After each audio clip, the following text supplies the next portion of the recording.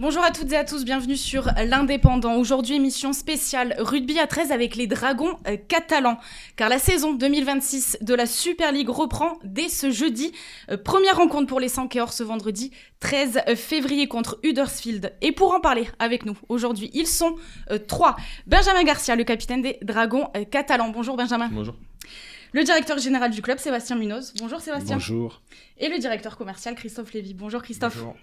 À mes côtés, bien sûr, Bruno Ontenient, le chef du service des sports de l'Indépendant. Salut Bruno. Salut Alizé.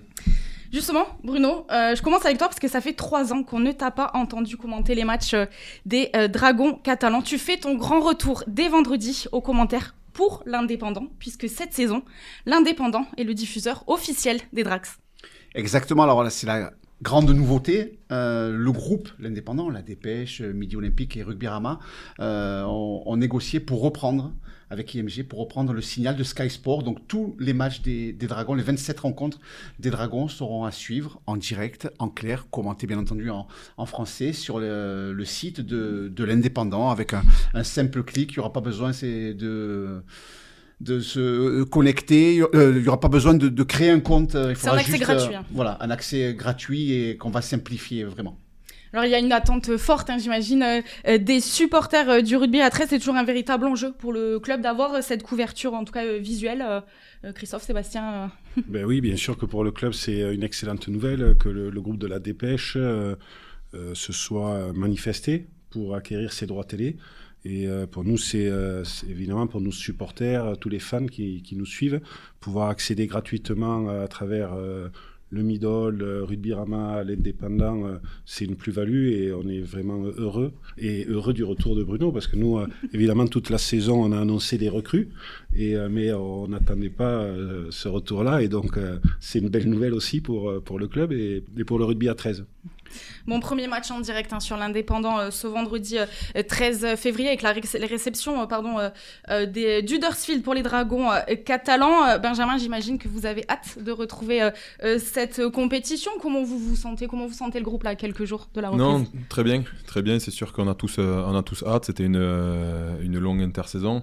On s'est entraîné dur avec un nouveau groupe. On a pu faire un match amical à Brutus contre Toulouse, mais c'est toujours différent.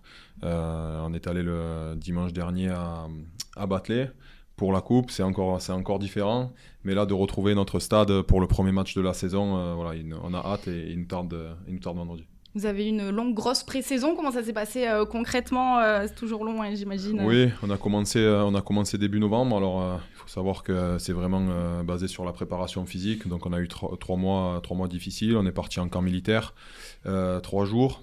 Et c'est sûr que nous, joueurs, ce qu'on aime le plus, c'est les matchs. Donc, pendant 3 mois, on s'est entraîné dur. Et maintenant, on a la chance de pouvoir commencer vendredi. Vous l'avez évoqué, beaucoup de changements cette année, Bruno, du côté du staff, mais surtout de l'effectif. Exactement. Alors, il y a 13 nouveaux joueurs. Il y en a 9 qui ont été alignés dans le 13 de départ dimanche dernier à Batley. C'est pas rien. C'est alors 13 sur un effectif de 29 ou 30 joueurs. C'est la moitié de l'effectif qui a été renouvelé, avec 3 nouveaux visages dans l'encadrement aussi, avec 2 adjoints, Mitchell Pierce et Mickey McIlroom, et puis une épine dorsale qui a complètement changé, c'est-à-dire l'arrière, la charnière et un des 2 talonneurs. Donc bien entendu que tout ça risque de prendre du temps, et c'est pour ça aussi qu'il y a cette longue intersaison de 11 semaines, avec une rare intensité, en tout cas depuis le début, depuis 2006, j'ai rarement vu une intersaison aussi intense physiquement du côté des Dragons catalans. Un effectif rajeuni aussi? Rajeuni, parce que, et là Benjamin va nous le dire, sur les 13 nouveaux visages, il n'y en a qu'un qui a 30 ans. Tous les autres, c'est 24 ans ou moins. Benjamin? Oui, c'est ça. Je crois que j'ai vu des statistiques. On était l'une des plus vieilles équipes de Super League. Et là, on passe, il me semble, de l'une des plus jeunes équipes de la Super League, de la compétition. Donc oui, et ça permet aussi de pouvoir faire des intersaisons aussi dures. Benjamin, je crois que... Sébastien, je crois que vous avez le chiffre. Vous, l'an dernier, la moyenne d'âge des Dragons? On était plutôt à 32 et on passe à 24. Et c'est C'est la plus jeune, oui, l'équipe la plus jeune du championnat. Donc voilà, c'est encadré évidemment par des joueurs d'expérience, mais c'est vrai que bon, c'est un changement radical. Mais on a hâte maintenant de débuter. Il était nécessaire ce changement. C'est vrai que ces 2 dernières saisons, les Dragons catalans n'ont pas joué les playoffs.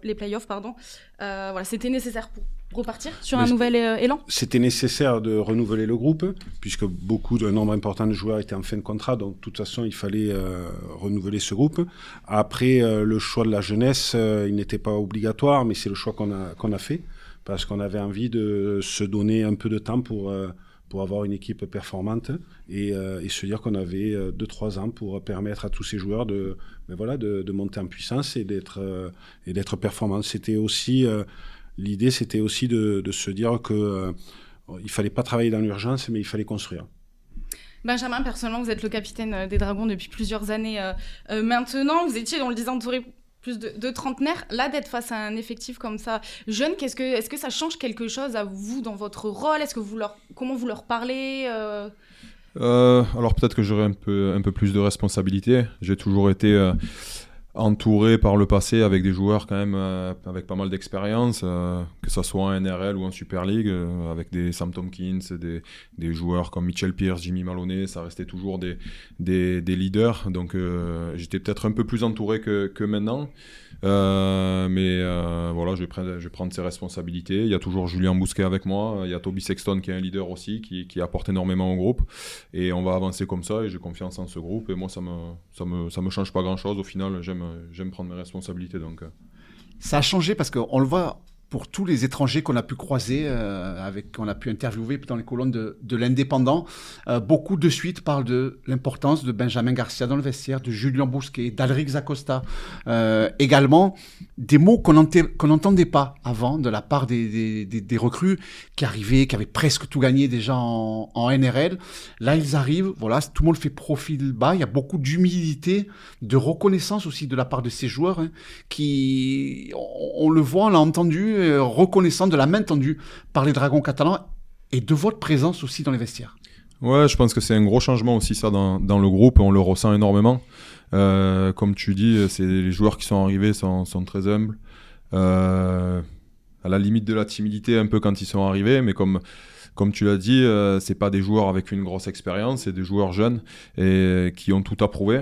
Donc ça change, c'est vrai que ça change parce que les Dragons, moi j'ai pas été habitué à ça depuis plus de 10 ans que je suis aux Dragons. C'est vrai que le recrutement était basé plus sur des anciens joueurs de NRL qui arrivaient en fin de carrière, et aujourd'hui c'est vrai que c'est excitant de commencer la saison comme ça avec ce groupe de jeunes plein d'envie, plein d'ambition, et ça nous donne aussi à nous un peu les plus anciens encore cette énergie là pour aller aux entraînements, aller aux matchs, c'est une bonne chose. Bon, jeune timide, mais dans le bus pour aller la semaine dernière en Angleterre, pas trop timide les jeunes des Dragons. Hein. Après 3 mois, ils se sont un peu débloqués. Hein. Bon, il faut que les Français reprennent leur place au fond du bus. Hein. Oui. Vous l'avez fait au retour. Au retour, on l'a repris. Ouais. Bon. Vous avez travaillé justement sur la cohésion là pour être bien prêt pour la reprise du championnat. Comment vous avez travaillé sur tout ça avec tout ce renouveau ? Comme a dit Bruno, je pense que c'était l'une des pré-saisons les plus intenses qu'on ait fait. Et je pense que c'est dans la difficulté, dans les moments comme ça. On est parti en camp militaire pendant quelques jours, et c'est dans la difficulté qu'on crée un peu les groupes, les affinités. Et en fait, ça se fait naturellement. Aujourd'hui, quand on est dans la difficulté, quand on part s'endormir pendant quelques jours, on voit ce qui passe devant. ça se fait naturellement. Ça se fait naturellement, et ce groupe s'est créé au fil des mois, au fil des entraînements. Et maintenant, voilà, il nous tarde les matchs parce qu'au final, c'est ça qui compte, c'est les résultats et les victoires. Alors l'entraîneur, Joel Tomkins, est arrivé en cours de saison dernière. Ça se passe bien avec lui, Benjamin. Comment vous pourriez décrire sa méthode ? C'est un jeune entraîneur. C'est sûr que voilà, Steve, j'ai connu Laurent aussi était un jeune entraîneur, mais avec Steve j'ai passé beaucoup de temps. C'était un coach qui avait pas mal d'expérience, qui venait de l'équipe d'Angleterre. Donc aujourd'hui Joël a pris ses fonctions l'année dernière en cours de saison. C'était une saison assez compliquée, donc pour un jeune coach d'arriver sans expérience, de prendre cette équipe-là, c'était pas facile.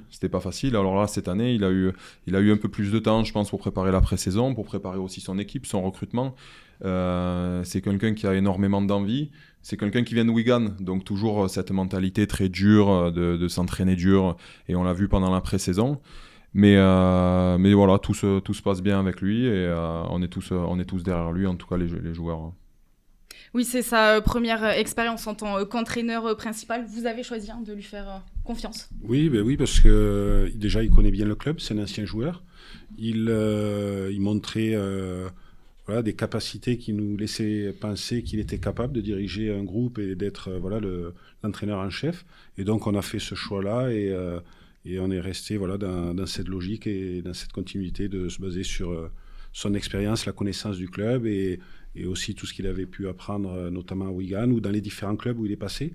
Parce que c'est ça aussi, un entraîneur, il se nourrit de tout ce qu'il a pu vivre dans les clubs où il a pu évoluer. Donc c'est pour nous l'entraîneur qui avait le meilleur profil pour coacher cette équipe et ce nouveau projet. Si on parle d'objectifs, cette saison, j'imagine que ça a été évoqué avec le staff, avec le groupe. Quelles sont les ambitions cette année ? Non, honnêtement non, ça n'a pas été évoqué avec le groupe ou le staff. Voilà, comme on a dit avant, on part avec une nouvelle équipe, avec un nouveau groupe. Mais on va y aller, je pense, progressivement.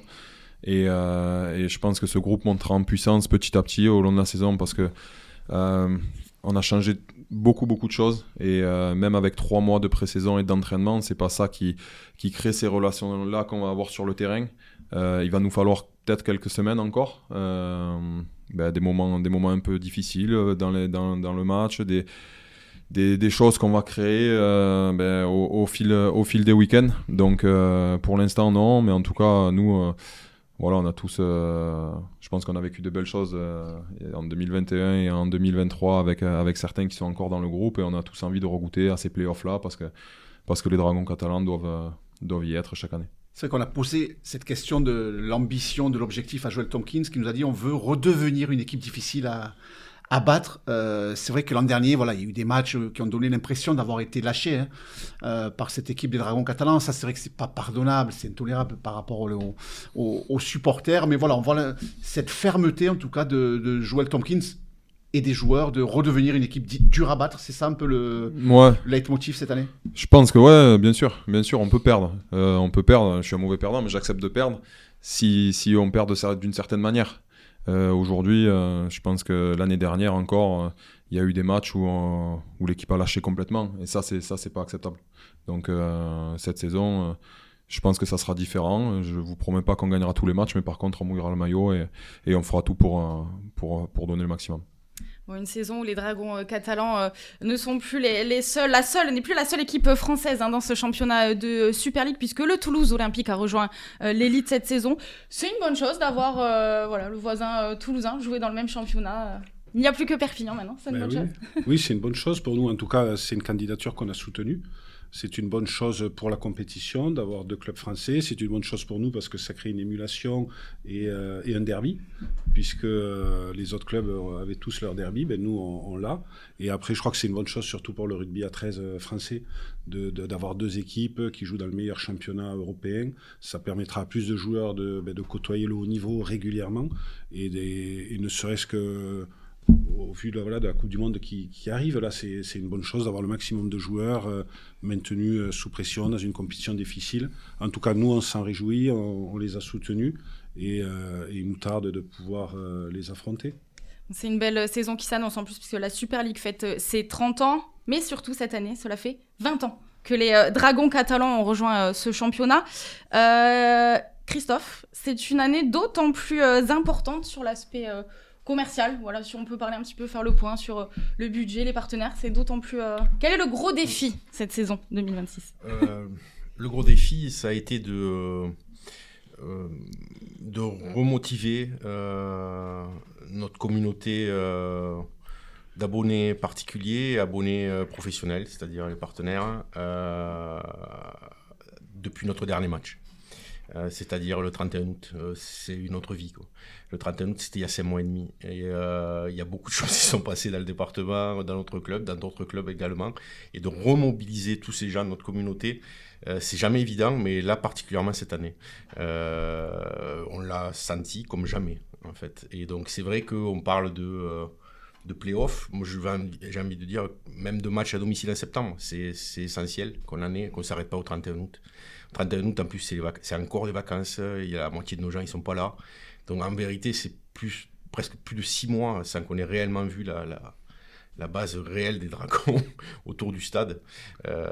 C'était un gros défi de les remobiliser. C'est pour ça qu'on a travaillé énormément pendant 6 mois pour faire des soirées, des petits déjeuners partenaires, des rendez-vous où on peut se rencontrer, parler du match, parler des nouveaux joueurs, cette nouvelle équipe. Effectivement, les 20 ans sont bien tombés parce que ça a permis justement de rappeler d'où on vient, de créer ce formidable film qui a été fait par notre service communication.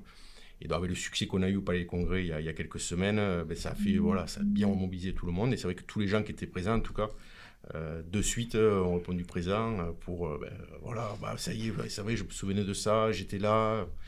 Ça nous a bien aidé, effectivement.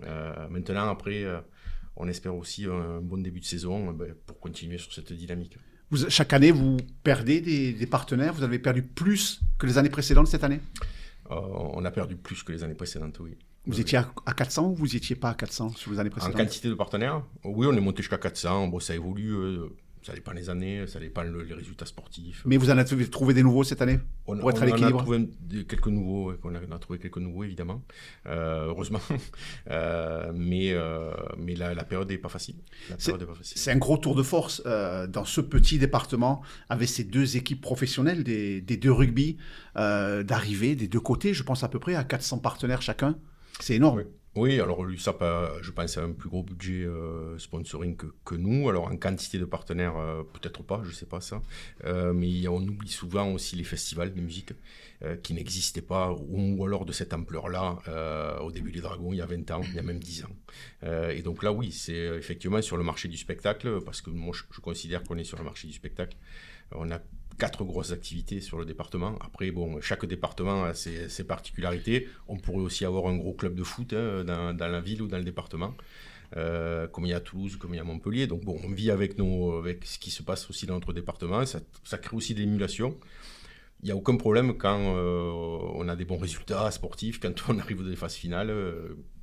C'est quand c'est plus dur, effectivement, que on remet en question, on va voir ailleurs, etc. Donc à nous d'être vigilants et puis d'inventer, parce qu'il faut inventer des choses, d'inventer des prestations, d'inventer des soirées. Et donc les 20 ans et ce fameux match à Paris, ça permet aussi de booster pas mal de gens aussi. Oui, il y a ce match délocalisé à Paris. Les Dragons catalans joueront le 6 juin prochain au stade Jean Bouin contre Wigan. Concrètement, justement, quel est l'enjeu de cette délocalisation ? Alors l'enjeu, il était premièrement national, on va dire, parce que en 20 ans, on n'était jamais allé à notre capitale, on n'est jamais allé à notre capitale. Alors on a joué dans des grands stades en Espagne et au Royaume-Uni, mais pour le coup, c'était le comble, on n'avait jamais joué encore dans notre capitale à nous, française. Donc c'est vrai que c'était de montrer, c'était l'occasion. Il ne faut pas oublier que la Super League est née à Paris, et ça je le répète parce qu'il y a 9 personnes sur 10 qui ne le savent pas. Et notamment nos partenaires, et qui découvrent qu'en 96, c'était le PSG, la section rugby à 13 du PSG, qui a inauguré le premier match de la Super League à Paris, à Jambouin. Pas à Jambouin, pardon, à Charletti. Et donc ça, de suite, ah oui, d'accord, ça fait un petit anniversaire, ah ouais, on comprend mieux le clin d'œil, etc. Et donc en fait, le travail ici, il est de faire comprendre pourquoi est-ce qu'on va à Paris, et à Paris, de faire comprendre pourquoi est-ce qu'on va chez eux, en fait. Parce que quand on va voir les Parisiens, notamment la communauté rugby, on va dire de Paris, celle du Stade Français et du Racing, c'est vrai qu'ils nous connaissent pour le coup, ils connaissent vraiment les Dragons, ils connaissent la Super League, ils connaissent la NRL, le championnat australien, ça, il n'y a pas de sujet. Il y a même des ambassadeurs qui connaissent vraiment du rugby, qui connaissent bien le championnat australien. Par contre, ils ne comprennent pas l'intérêt des Dragons d'aller jouer à Paris. Donc on doit expliquer cette histoire de Super League qui est née il y a 30 ans à Paris, le PSG, ah bon. C'est votre explication quand on vous demande pourquoi, vous leur répondez Oui, bien sûr, c'est exactement ça. C'était les 30 ans de la Super League, le clin d'œil. C'était l'année ou jamais à y aller, et puis les 20 ans pour les Dragons, donc voilà, tout était fait pour qu'on aille à Jambouin. Il a fallu quand même trouver un stade, c'était pas évident non plus, il n'y a pas beaucoup de dates disponibles entre les matchs de Ligue 1 du PSG et du Paris FC, entre les matchs du Top 14 du Racing et du Stade Français, entre le tournoi de Roland-Garros, entre la propre compétition des Dragons, le Magic Weekend, les finales de la Cup, etc., il n'y avait pas beaucoup de créneaux. Il est tombé ce 6 juin, qui était une très bonne date quand même, c'est le débarquement. Au niveau des préventes, qu'est-ce que ça donne, Christophe? Parce que vous avez ouvert les préventes, ça fait un petit moment. On a dépassé les 5000 supporters. Sur un stade qui fait 19 000 à peu près. Qui fait 19 000, on va l'ouvrir pour 15 000. Et donc là, entre les supporters anglais, les supporters français et les VIP, on a dépassé les 5 000. Et je pense qu'on va annoncer vendredi les loges privées complètes, ce qui est un résultat incroyable et inespéré à 6 mois du match, et on n'a pas encore commencé notre saison. Donc ça veut dire que toutes les loges du stade seraient vendues. On est pas loin là, on est à 2-3 près, il y en a 30. Et donc on en a vendu 27. Donc c'est vrai que c'est un super résultat, et ça permet de montrer l'engouement qu'il peut y avoir sur Paris dans 6 mois. Sébastien, Christophe Lévy a parlé de l'importance des résultats. Pour les partenaires, bien entendu. Vous l'avez mesuré là depuis 15 jours, depuis le match amical qui s'est plutôt bien passé contre Toulouse, et cette qualification à Battelet au niveau de la boutique ou au niveau des abonnements? Oui, bien sûr, ça crée toujours un intérêt pour le supporter quand on voit l'équipe gagner, l'équipe faire aussi un jeu qui plaît. Parce qu'au-delà des résultats, moi, les retours que j'ai, c'est le plaisir que donne l'équipe aux supporters, de voir du jeu, de belles actions, et donc du coup ça crée un engouement, et les personnes qui étaient un peu dans l'attente de voir ce que ça allait donner après ces 2 saisons, de voir ce que ça allait donner aussi avec ce renouvellement de l'équipe, se disent on va prendre du plaisir, on va passer un bon moment à Brutus, et du coup oui, depuis quelques jours on sent qu'il y a un engouement, des personnes qui étaient peut-être dans l'attente pour se réabonner, qui viennent. Et du coup, je pense que maintenant, le match de vendredi va lancer la saison, et ça sera un vrai atout pour l'année qui arrive. C'est vrai qu'après 20 ans, j'imagine c'est difficile de comment fidéliser à la fois les supporters historiques et trouver un nouveau public. C'est exactement ça, l'enjeu, c'est évidemment conserver et fidéliser ceux qui nous soutiennent et ceux qui viennent pour le rugby à 13 et pour la beauté de ce sport, mais c'est aussi attirer un nouveau public qui vienne pour le sport en général, parce qu'ils sont amoureux du sport, mais aussi pour ouvrir une expérience en tant que supporter. Et l'enjeu là, c'est de se dire, on vient à Brutus pour passer une belle soirée, prendre du plaisir en famille, avoir le temps de se poser, de faire le tour du stade, de manger, de boire un verre. Et donc c'est aussi ce public-là qu'on doit fidéliser, et ça passe par une belle ambiance et du spectacle sur le terrain. Et on a un sport qui est propice au spectacle. Donc c'est ça les enjeux aussi de l'année. Benjamin, jouer à Paris, ça va être une belle expérience. Alors c'est vrai que c'est une réception, pas dans son stade. Est-ce que ça a une saveur particulière d'aller jouer à Paris? Oui, bien sûr. Je pense qu'on est chanceux, nous les joueurs, de jouer dans un club ambitieux comme les Dragons. J'ai eu la chance en tout cas d'être à Barcelone, d'avoir fait quelques stades au Magic Weekend, mais voilà, Paris c'est encore autre chose. Déjà c'est en France, et puis c'est des événements durant la saison, et ça marque un peu dès qu'il y a un match délocalisé comme ça marque un peu l'histoire du club, parce que c'est des choses qu'on se souvient en tant que club, et aussi quand on est joueur. C'est des expériences encore différentes. Christophe Lévy, depuis quelques années, il y a toujours des clubs anglais qui pointent du doigt la présence, la pertinence d'avoir un club français comme celui des Dragons en Super League. Mais 2019, record de public pour un match de championnat au Camp Nou, c'est les Dragons qui le font. Un match délocalisé à Paris, il y a eu 96 avec le PSG, le retour de la Super League. Ce sont des signaux, des points positifs que vous marquez auprès des responsables de la compétition. Alors oui, d'autant plus que maintenant on est 2 clubs français, on n'est plus les seuls, donc les Grincheux, ça rajoute de nouveau. Oui.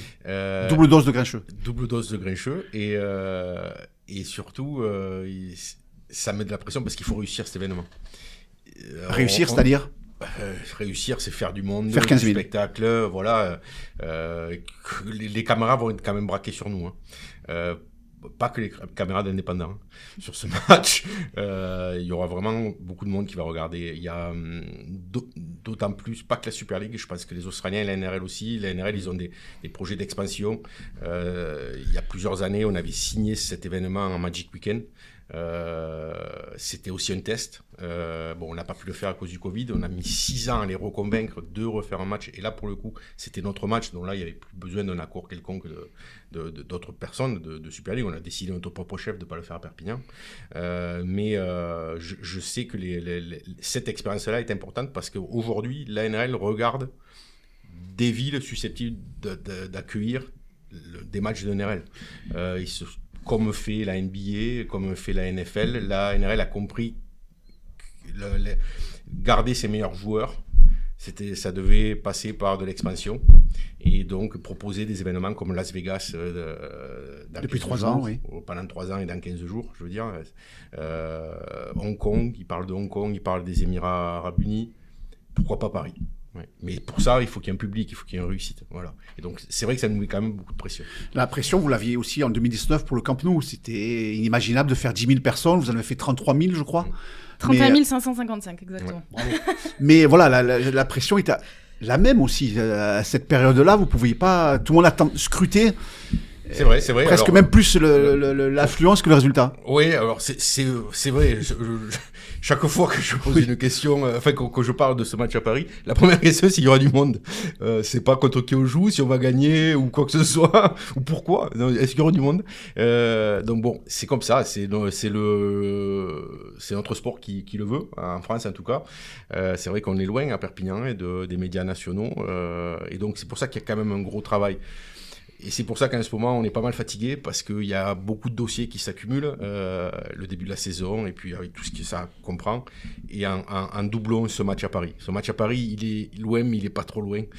Ça va arriver super vite, la saison va commencer. Après, ça enchaîne les matchs à l'extérieur, les matchs à domicile. Et ça va arriver très vite. Et donc, c'est pour ça qu'il faut, dès à présent, je pense qu'il faut tourner la page dès le premier match, une fois que le premier match sera fait. On aura Sainte-Hélène à la fin du mois quand même. Puis après, il faut l'enchaîner, penser vraiment à se mettre à 100% dans Paris. Je pense qu'on va début mars, nous, participer avec le président à un business club là-bas, à Paris, le rugby club, qui est le business club d'Île-de-France, tournée rugby en fait. Ils vont nous mettre à l'honneur. Donc voilà, c'est comme ça qu'on arrive à séduire, expliquer et rameuter du monde pour notre match. Même si je pense quand même que le fait d'avoir un match d'ouverture avec la finale du championnat de France, c'est pas négligeable. On a vraiment bataillé avec Sébastien pour convaincre la fédération et les clubs de se joindre à nous, que ça soit vraiment un événement de 13. C'est le 13 monte à la capitale. C'était ça l'idée. On ne voulait pas y aller tout seul. On aurait pu y aller tout seul. Mais c'était plus l'idée, on montre que le rugby à 13 existe, pas que en Occitanie. Voilà, c'était l'idée. Et donc d'amener un peu tout le monde ce 6 juin. Le débarquement, je l'ai déjà dit. Le débarquement des Catalans à Paris. C'est ça, exactement. Bon, sportivement, on parle de titres, mais si on prend en compte tout la côté économiquement, une saison réussie, ce serait quoi? Une saison réussie, ça serait déjà réussir les événements qu'on a prévu d'organiser, réussir Paris, ça serait une saison réussie, que les joueurs prennent du plaisir sur le terrain, ça serait une saison réussie parce que si les joueurs prennent du plaisir, ils en donneront aux supporters et se dire que on va construire peu à peu, on va monter en puissance et je rejoins Benjamin quand il disait on va avancer peu à peu, on va essayer d'être performant au fur et à mesure de la saison. C'est aussi ça, une saison réussie, c'est apprendre à être patient et faire les choses dans le temps pour pouvoir construire.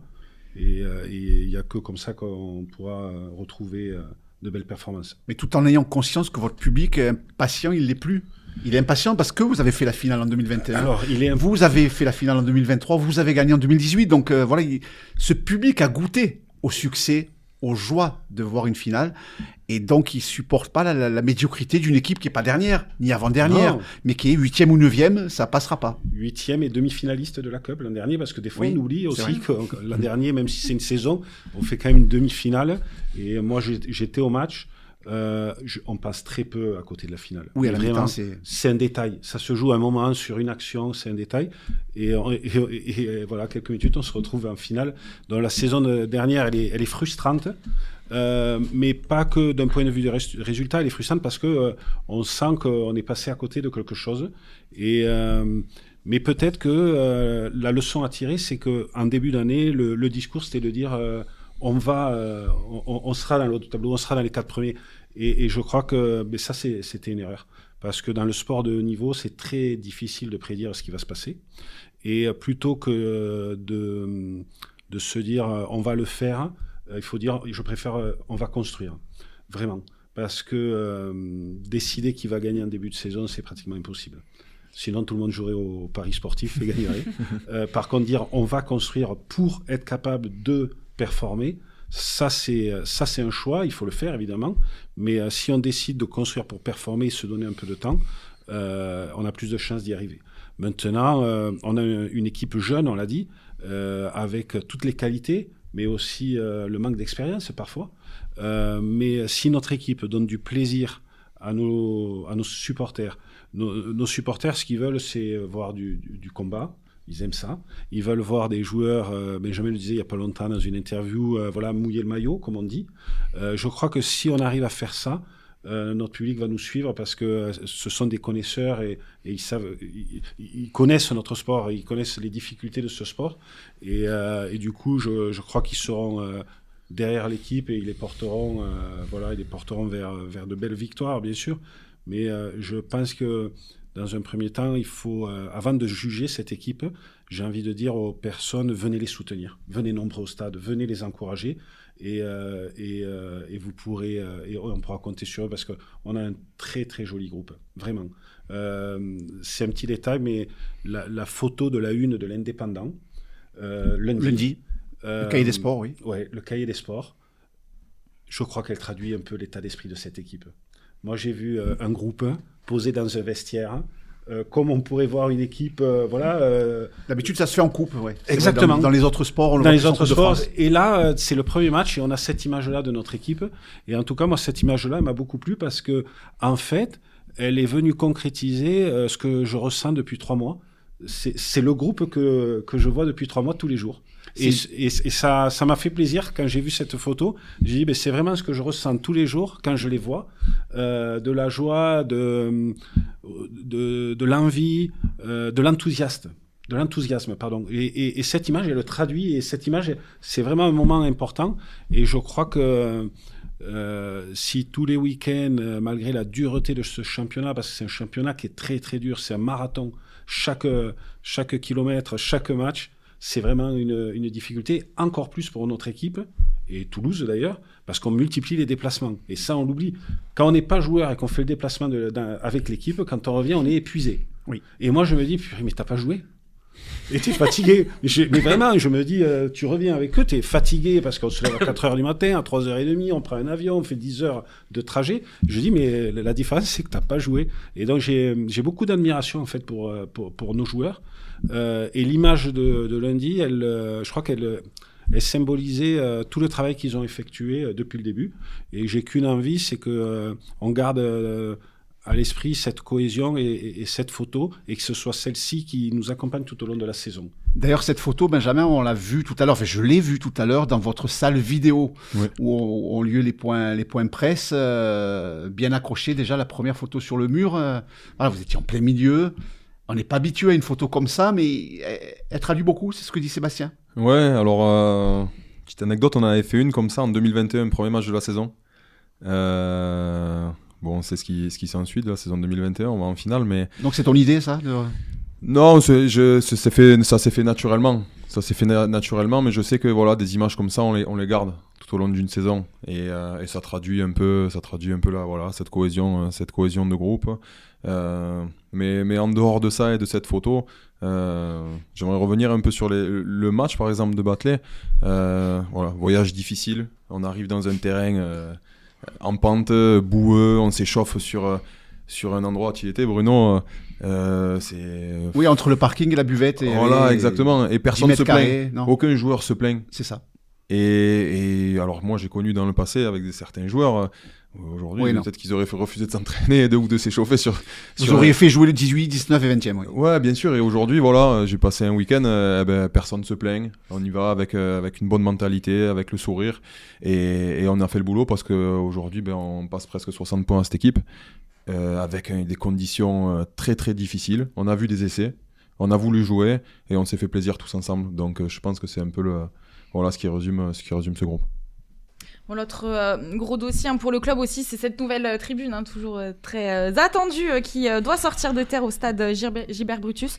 On en est où, Sébastien ? Alors on en est de ce qu'on sait, parce que nous évidemment on n'est pas décideurs, c'est la ville de Perpignan qui décide. Ce que je sais, c'est que la semaine dernière, le 5 février, les 3 entreprises qui ont été retenues après l'appel d'offres venaient discuter avec la mairie de leurs propositions. Donc il y avait ce qu'on pourrait appeler un rendez-vous technique. Toutes les entreprises, les 3 ont été vues, ont, d'après ce que j'ai compris, présenté leur projet pour pouvoir entamer une discussion technique jusqu'à fin mars, un échange entre la mairie et les entrepreneurs, le groupement, c'est un groupement de plusieurs entreprises. Fin mars, l'entreprise sera retenue, celle qui va réaliser la tribune sera retenue par la mairie. Cette entreprise a 3-4 mois pour finaliser le permis de construire, finaliser le dossier technique, et on devrait avoir un début des travaux à la fin de notre saison. On va commencer par raser la tribune actuelle. Gauche la borde. Voilà, raser la tribune et commencer à construire. Donc les dates importantes, c'est fin mars et je dirais début du dépôt du permis début juin. Alors c'est une période difficile parce que juin, juillet, août, on se méfie toujours, il y a les vacances. Mais en tout cas, ce que je sais, c'est que les entreprises ont eu cette réunion et on peut imaginer qu'elles ont envie de travailler. Donc si tout le monde y met de la bonne volonté, juin, juillet, août, elles seront prêtes. Donc voilà, la balle est dans le camp maintenant de la mairie pour activer le dossier le plus rapidement possible. Avec la saison 2027 qui se fera donc sans la tribune gauche-à-droite en face. 2027 sans la tribune, puisque l'idée c'est de raser au plus tôt, de voir aussi quel type de modèle constructif va être retenu, parce qu'on peut imaginer que selon le modèle constructif, la tribune peut être construite peut-être en avançant, avec béton et fer. Oui, donc ça prend plus ou moins de temps. Ça prend plus ou moins de temps et ça peut donner imaginons que les travaux commencent côté sud et avancent, on peut imaginer avoir un gradin pendant un certain temps qu'on enlèverait. On peut imaginer que selon le modèle constructif, la partie assise soit faite en premier et qu'on puisse en bénéficier. Après, tout l'intérieur, ils travailleront plus tard. Mais nous, l'idée, c'est de démarrer dans notre tête. On démarre sans la tribune. On joue le maximum de matchs avec la capacité actuelle, quitte à apporter quelques aménagements. Et s'il y a des matchs qui nécessitent un accueil et un stade avec une autre, on délocalisera, oui. On délocalisera. Où ça, par exemple ? D'autres stades de la région ? Vous avez déjà Alors, pour l'instant, on est focalisé sur Paris et le Magic Weekend, parce qu'on a le Magic Weekend quand même à organiser un mois après Paris. On a des idées. Les idées, c'est de se dire, est-ce qu'on délocaliserait pas quelques matchs en Occitanie pour aller au plus près du public et continuer à développer une relation avec tous les clubs trésistes de l'Occitanie. Ce que vous aviez fait dès 2006, oui. Puisqu'il y a eu des matchs entre Carcassonne et Narbonne. Hein. Voilà, et même Canet. Oui. Au stade de Canet. Et donc, du coup, non, on ne s'interdit pas de délocaliser quelques matchs et de faire de ces matchs des moments de fête et de partage. Mais après, évidemment, le territoire, on a quand même la chance d'avoir un territoire avec des stades capables d'accueillir des événements majeurs comme des matchs des Dragons et des matchs de la Super League. Et puis, on peut rester aussi à l'écoute de l'autre côté de la frontière. On est capable de délocaliser aussi de l'autre côté de la frontière. Pourquoi pas Gérone. Donc, ce qui va nous donner le vrai calendrier, c'est le début des travaux. Parce que, imaginons que les travaux débutent un peu plus tard, on sait qu'on aura un peu plus de temps, nous, pour délocaliser. Et le calendrier. Parce qu'on peut aussi imaginer un calendrier où on se déplacerait peut-être un peu plus au début de l'année et on recevrait un peu plus à la fin parce que le modèle constructif fait que ça sera terminé en juin ou Donc voilà, c'est le calendrier et après le type de construction qui va nous aider à faire le choix de délocaliser ou pas. Pour une livraison prévue maximum pour quand alors ? Mais nous, ce qui était dit, c'est qu'on pourrait bénéficier de la tribune aux alentours d'avril 2028. Voilà. Bon, avant cela, il y a la saison 2026 de Super League. Bruno, elle promet d'être passionnante cette année. Exactement, parce qu'il y a eu l'aménagement des règles entre la Super League et la NRL où on veut rendre le jeu encore plus attractif et séduisant, avec moins de ralentissement au sol, comme ça se fait de l'autre côté de la planète en Australie. Donc si les arbitres arrivent à bien le doser, ça devrait jouer plus vite. En tout cas, c'est en ce sens que Joel Tompkins fait travailler ses joueurs. C'est en ce sens qu'il a recruté aussi des joueurs plus mobiles, peut-être moins volumineux. Il n'y a plus besoin d'avoir un pilier de 140 kilos. S'il met 1h30 à se relever, ça ne servira à rien. Par contre, des joueurs comme Benjamin Garcia ou Julien Bousquet qui passent très très vite par le sol, qui réalisent vite leur tenue, ça permettra de créer des décalages. Voilà, la Super League a fait ce constat qu'il y avait trop de matchs sans essai, des finales, des 12-10, des 8-6, on l'a vu avec les Dragons catalans. Donc il y a cette volonté-là. Et puis l'équipe a recruté en conséquence quand on voit l'entraînement.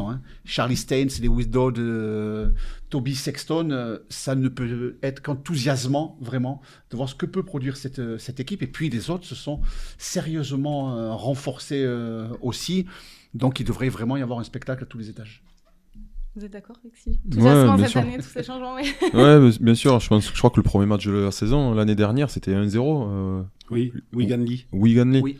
Donc c'est sûr qu'après un match comme ça, sans essai, pour le supporter, je pense que c'est un peu plus difficile à regarder. Aujourd'hui, les règles vont faire que il y aura beaucoup plus d'essais et je pense que le club a recruté en fonction aussi. Tu parles de la charnière et de l'arrière, mais aussi l'arrivée de Liming derrière les tenues va aussi dynamiser ça. Donc ça va être il va y avoir de beaux matchs, des essais et ça va être sympa à regarder. Bon, on le souhaite en tout cas. Bruno aussi, pour ce début de saison, un supplément prévu dans l'Indépendant. Exactement, ce jeudi 12 février, le traditionnel guide de la Super League, 16 pages avec des entretiens, puis le calendrier en double page que les gens peuvent conserver et les fiches techniques des 14 équipes, entrée, départ et effectifs. Et voilà, et l'Indépendant réalise ce dossier depuis 2006. Bon, merci Bruno, on a hâte de te retrouver aux commentaires ce vendredi 13 février à 19h pour ce premier choc en Super League des Dragons catalans qui reçoivent Huddersfield. Un grand merci Benjamin Garcia, Sébastien Munoz et Christophe Lévy d'avoir été avec nous. On vous souhaite une très belle 20e année en Super League et n'oubliez pas, vous pouvez retrouver toute l'actualité rugby sur l'Indépendant, le journal, le site internet et nos réseaux sociaux.